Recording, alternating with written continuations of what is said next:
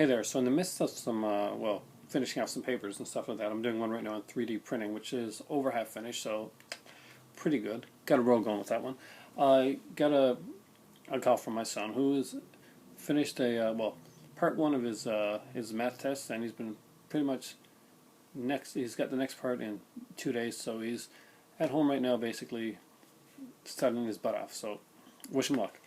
And he said that the Piper's near me, which Piper's is kind of like a value store, had movies on for like for $1 each. And the last time I went to the Piper's, the movies weren't even there. So apparently I went in and they had these movies for $2.50. So I thought, well, it's not $1, so maybe I'll find something. And then I saw a sign down below it that said, you know, all movies now $1. So I picked up a few things.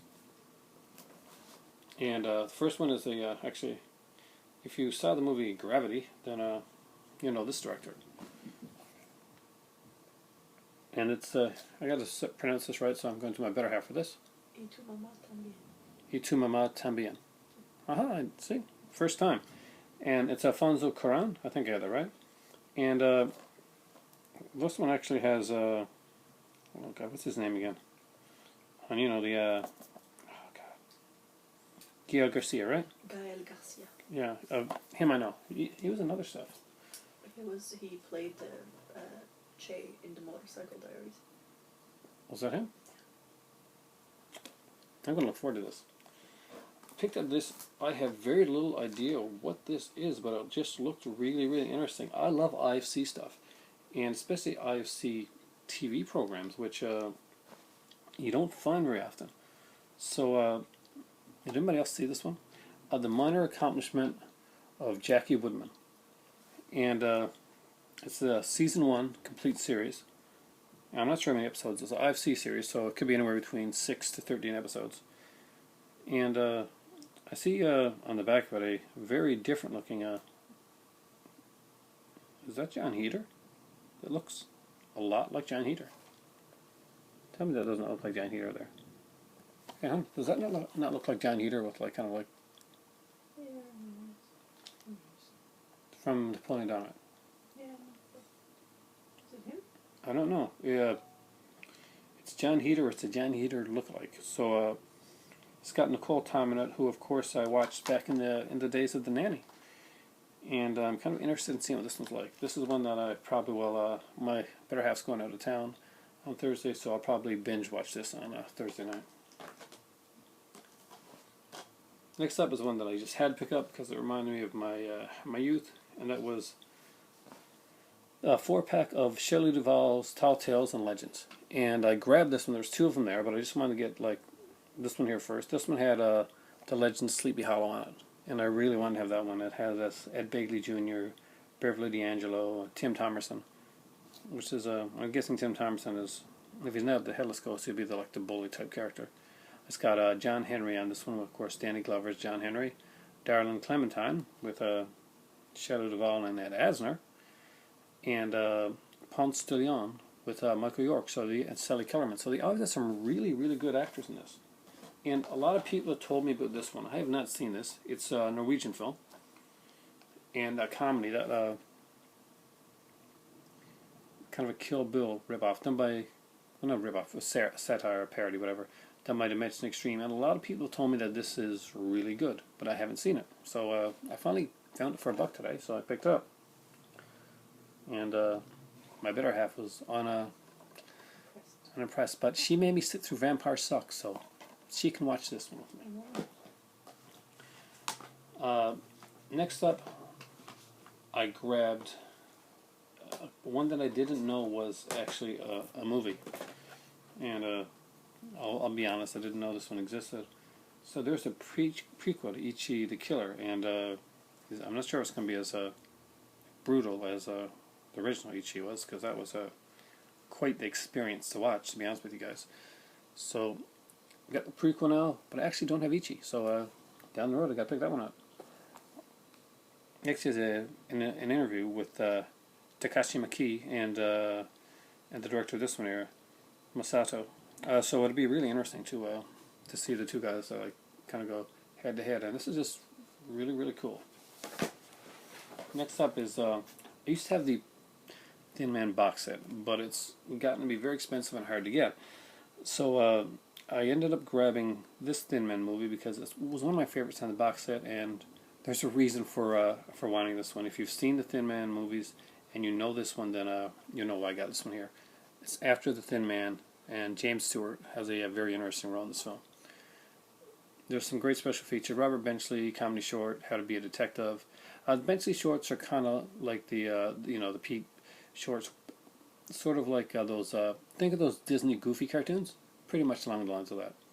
A classic cartoon, The Early Bird and the Worm. A radio show with Powell and Lai. Leo was on the air. Radio promo. Just some really cool stuff. And I gotta say, I really do like this movie. Next up is one that I thought I had. When I checked my collection, I actually don't have it. So that means that's one that used to be in my collection, but I somewhere along the way I've lost it. And well, I've got it back now. I'm kind of really excited about that. And that's Stan Lee's Mutants, Monsters, and Marvels, and with Kevin Smith. This has creating Spider-Man, and Here Come the Heroes. Talk about like Captain America, the Fantastic Four movie that was done in '94 with Roger Corman, that was basically made but not made to be put out. Just some really cool stuff. I can't wait to get into this. So again, that'll be one I'll look at over the weekend. Now, as I was going by, I noticed that my local video shop, we don't have very many rental shops that are left here in my area. I'm not sure what it's like with you guys, but rental shops are very, very few and far between. So there was a rental shop that was actually selling out of a lot of stuff. So they had Blu-rays on for $5, and they had a lot of DVDs on for $2. I could have shopped there for hours. They had a lot of really good stuff. There was some Mongrel stuff there, just some incredible cool companies, but there was some that I wanted to get. And first up, I grabbed the Blu-ray of Maniac. Yep, I finally am going to get to actually delve into this one, the special features, listen to the commentary. It's most everybody's seen this, and you know exactly how brutal this movie is. But one that I got to check out. I really do. I really love the original Maniac. Next up is one from my Troma collection, and I'll probably review this one here sometime soon. And it is a very cheesy, very bad movie, and it's part of a very bad series that I love for some reason. Each movie gets continually worse than the last movie, and still I get sucked in and watch them over and over again. And that is Witchcraft 666. And this one has who? It's not Julie Strain in this one. She was in part 3 or 4. We have, I don't know, somebody's in it. It was a Mr. Skin pick. Every Witchcraft movie almost would probably be a Mr. Skin pick, because honestly, 10% story, 80% nudity, 10% what the hell. But it's Troma, and I click Troma stuff. I love the fact that I actually have a movie that has a Mr. Skin logo on it, which is actually kind of cool. Guy cred there.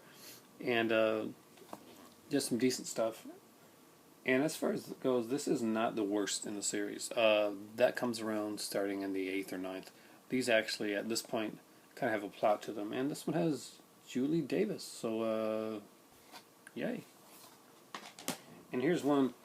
There's a shout out to TJ, and a shout out to Falagar in this one, because I know they both have gotten this one here, and I really wanted to pick this up, and I've been looking for it for a long time. It's a Dark Sky film, and it's My Sucky Teen Romance by Emily Haggins. And Emily Haggins put out they did a documentary on her. I think it was called Zombie Girl, because she had made a zombie film when she was like really young, and this is her follow-up, and I hear really good stuff about it. So I gotta be honest, Dark Sky films, not the cheapest movies to get, so to grab a Dark Sky film for $2, really good price.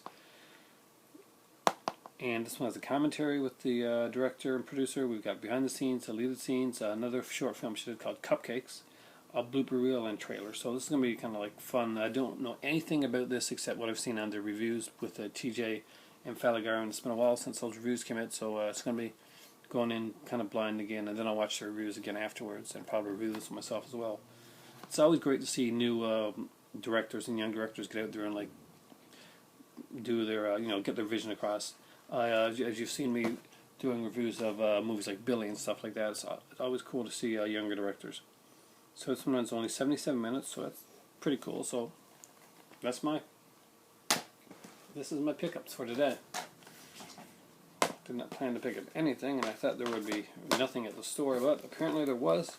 There was more than I could actually afford to get right now, but I think I did pretty good with these here. Do this like everybody does this for some reason. There's some people do this and they're like all gap-faced and like yay and thumbs up. I can't do that. It just comes off as too cheesy for me. Thanks for watching, guys. For me right now, I got to finish off my paper after I eat. I think I'm going to have some cheese with toast and cherry pie. That's an odd combination. So basically, plastic on toast and pie. Thanks for watching, guys. And for me right now, it's time for tea.